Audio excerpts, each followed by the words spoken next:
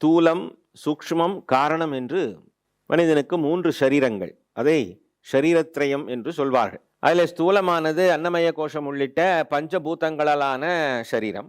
சூக்ஷ்ம சரீரமானது மனம், புத்தி போன்று கண்ணுக்கு தெரியாமல் இருக்கக்கூடிய சூக்ஷ்மம். அது சூக்ஷ்ம பஞ்சபூதங்களால் தான் ஆகியிருக்கிறது. அது அடுத்ததாக காரண சரீரம் என்று உண்டு.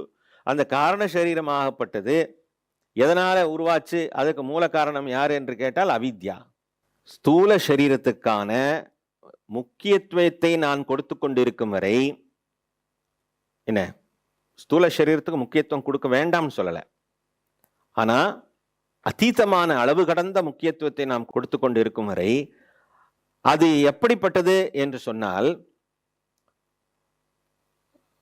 ஒரு ராஜாவும் அவருடைய சிப்பாயும் நடந்து கொண்டு வரும் பொழுது சகல மரியாதைகளையும் சிப்பாய்க்கு கொடுத்தால் எப்படி இருக்குமோ அப்படி இருக்கும்.